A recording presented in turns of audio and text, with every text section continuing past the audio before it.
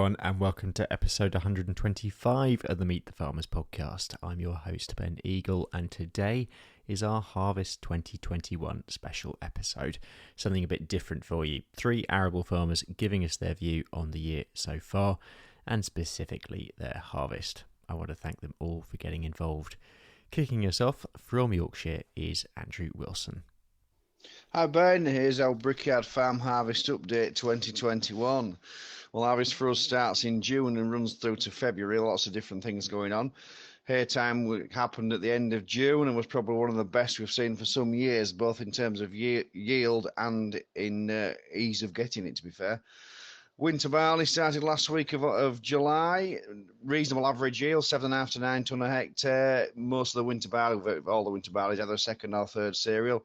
Decent amount of straw to it as well for the pigs and the bit that we sell to a dairy farmer over Skipton Way. I'm the third generation in my family to supply the third generation of theirs, so it goes back some time. We started wheat a couple of weeks ago. Parkin were the earliest variety for us after actually a double break this year. It was after seed oats that followed potatoes. 19 potato crop harvested February 20. The less said about that, the better. Yielded a pleasing 4.3 tonne to the hectare, which is a good 10 tonne to the hectare. It's 4.3 to the acre. Sorry. Evolution after potatoes did similarly well, 4.25 to the acre. Some Skyfall after oats, that looks like the one to watch. That's 4.4. Some Gleam on another farm that we do the work on. That didn't disgrace itself either. Average 3.6 tonne to the acre on some lighter, drier land than we have. And a first for us, X-Stace after potatoes, a bit of an experiment really. That did 4.2 as well. So, to be fair, we've cut the best crops first. We've not cut any second wheat yet, and March sown Evolution after sugar beet is still to go, so that could surprise us in either direction. Spring wheat has looked terrible all season. I don't expect anything different when it goes through the combine. Spring barley is not quite fit yet, although it's getting there. Spring oats have got border waiting and laid down for rest, so consequently they're flat on the floor and not fit yet. Not enjoying the rain that's falling as I speak. Winter beans on another farm, it looks like a salvage job, terrible. Didn't enjoy the wet too much over winter. But spring beans look superb. If only they would hurry up and senesce and get somewhere near on fit. At the moment, it looks like something to clash with potato lifting. We won't start lifting spuds until the last week of September, although things look a reasonable average at the present moment. I don't think we'll break any records. As ever, there'll be some good crops and some less good. Beet is catching up. Fortunately, we're not affected by virus, not yet at least in this part of the world. A bit less aphid pressure. So we're busy baling straw for pigs, catching what crops are fit with the combine, sowing cover crops in front of spring crops, and spreading muck while we still can.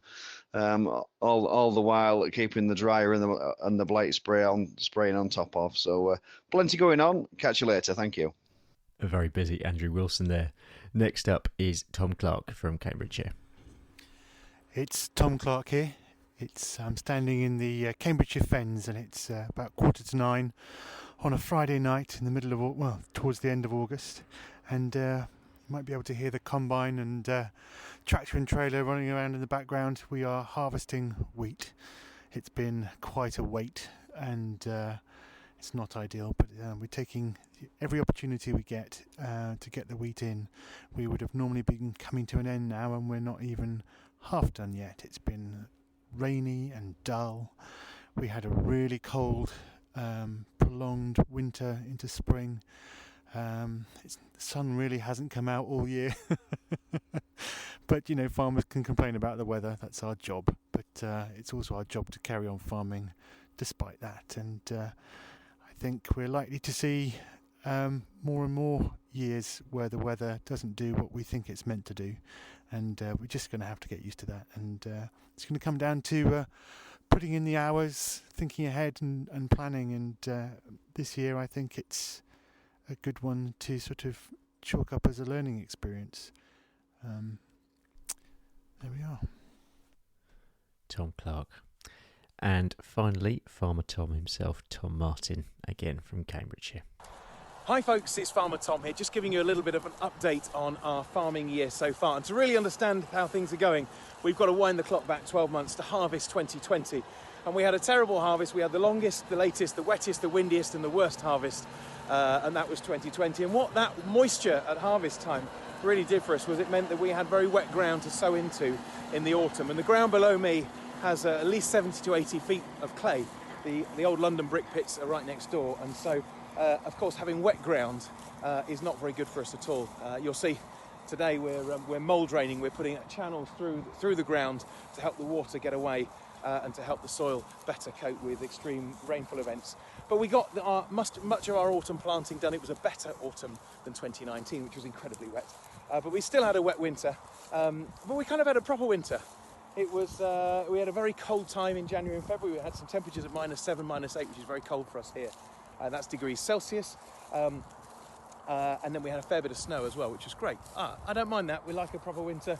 It's like nature's spring clean. So we had a really good time in winter. But really at that point, then the weather became a little bit like those slot machines in the gamblers, where you just pull the handle and see what happened. And in April, a time where we often get lots of showers and hopefully a little bit of early spring sunshine, we actually got 23 ground frosts here on this farm, which is incredibly cold. Wasn't very good for our crops, and actually wasn't very good for our wildlife either. We found a lot of plants and flowers weren't starting to grow, and a lot of nests were abandoned or failed through April and May. Anyway, in April we had 23 ground frosts. We had all the cold weather. In May we had all the wet weather. So those lovely May spring days didn't really materialise, and we just got a lot of rain through May. In June we then got all the sunshine. We started to use the word drought. In many parts of the world, not having rain for 3 or 4 weeks wouldn't signify a drought at all, but it certainly does here, where our clay soils really need to keep moist throughout the year. And then in so it was June we got all the hot weather, and in July we got all the wet weather. So at the time when the grain is really swelling, the plant, the seed is coming to harvest, we didn't really get the weather that we needed, and of course that sadly then affected our harvest, and we had a mediocre harvest so far this year. We've harvested much of our winter wheat. This was a winter wheat field. That's a winter sown wheat field. We harvested all our winter sown barley and all our winter sown rapeseed, our canola. So it's been a bit of a mediocre harvest. You see, when you don't get grain fill, when your grain, for example, is 20% smaller than it would be normally, the field may look normal, it may look like a fantastic crop, but your yield is 20% lower, and it's very difficult to tell until the last minute. So we've had some average to slightly below average yields this year, and as we look ahead to the rest of the wheat harvest and our winter sown bean harvest and our spring sown barley harvest, we're a little bit nervous to see what comes. But the sun is shining today.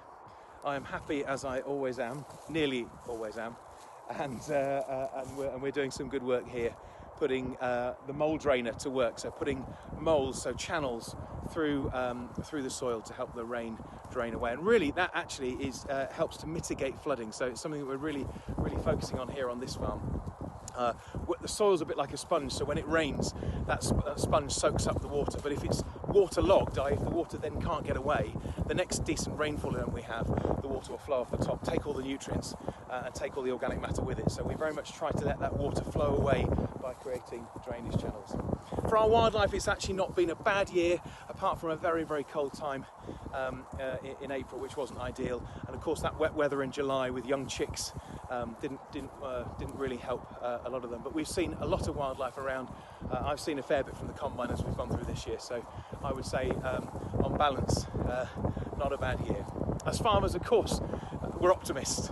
So we've already sown all our rapeseed, all our canola for next year, and we're looking ahead to starting to sow some of our earliest wheats and our earliest barley crops pretty soon. So ever the optimists, we are planting again. We're going for it one more time, and we'll see what happens when we roll the dice this year. Tom Martin. That's it for today. Thank you very much for listening, and a huge thank you to Andrew and the two Toms for sending in that content. That was a bit of an experiment for this year, and I hope for next year maybe we can get a lot more arable farmers involved. But I do know you're very, very busy, everyone, still. So yeah, thanks to Andrew and the two Toms for sending in those. Onwards to another season now. Next time on the show, I'll be speaking to Chris Clarke, who previously farmed in the Yorkshire Dales, but has recently moved to a new farm in Devon. Until then, though, have a great week.